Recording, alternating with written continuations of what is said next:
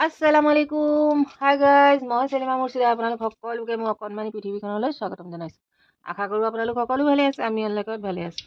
আজি মই ভাবিছোঁ কি মাছৰ চাটনি অকণ বনাওঁ। মাছ মানে হিদল মাছ। কেৰাহীত প্ৰথমতে কেৰাহীখন জুইতে বনাইছোঁ আজি। এই কেৰাহীখন গৰম হ'বলৈ দিলোঁ।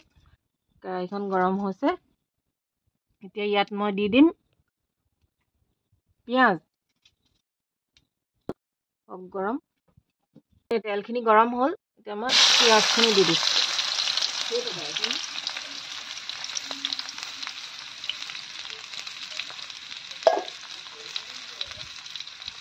এতিয়া মই ইয়াতে নহৰুখিনি দি দিম।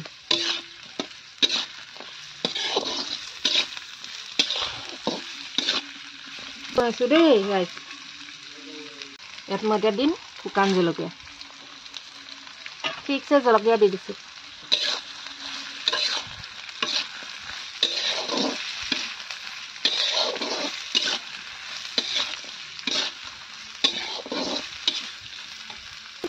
এতিয়া আন্দাজমতে ইয়াত নিমখ দি দিছোঁ মই। আপোনালোকে আপোনালোকৰ আন্দাজমতে নিমখ দিব। এতিয়া মই ইয়াত দি দিম কাটি থোৱা বিলাহী।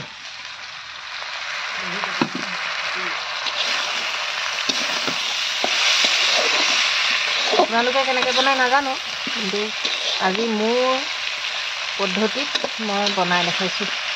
কেমেৰামেন তম্বিকা দেই।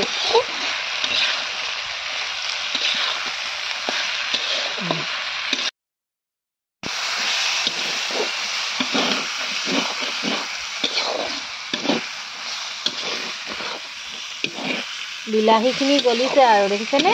এতিয়া মই ইয়াত দি দিম আপোনাৰ হিদল মাছ কেইজনীমান।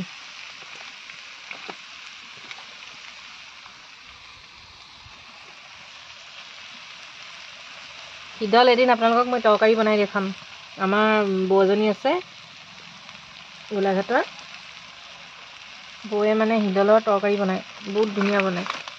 বৌয়ে মই গ'লে হিদল বনায়েই আৰু ঠিকছে জ্বলা দি। কাইলৈই বনাম ৰ'ব হিদলৰ তৰকাৰী।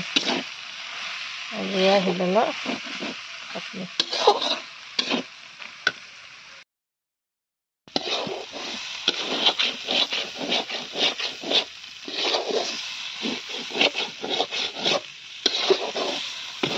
পানীটো মানে একদম শুকাই যাব লাগিব, তেতিয়াই ভাল হ'ব। হিদলটো লাগি লাগি ধৰিছে।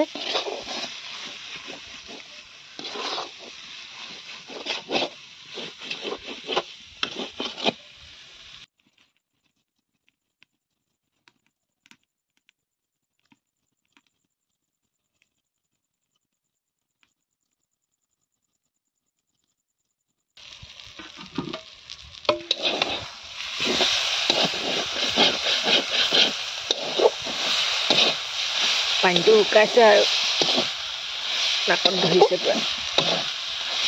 মানে উঠি দিয়া যান জ্বলিব। এইখিনি হৈ গ'ল। একদম পুৰা পানীটো শুকাই পুৰা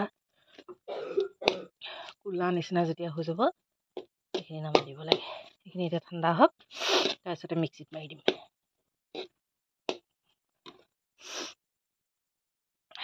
নাকত ধৰি গৈছেগৈ। চাটনিখিনি বনাই হৈ গ'ল মোৰ, কিন্তু ইমানখিনি বস্তু যদিও চব জহি গ'ল যে, এইকণহে হ'লে বটলো নহ'লে। এনেকুৱা হৈছে চাটনিবোৰ। এই বটল নহ'লেই। আজিলৈ ব্লগটো ইমানতে সামৰণি মাৰিছোঁ। Bye bye.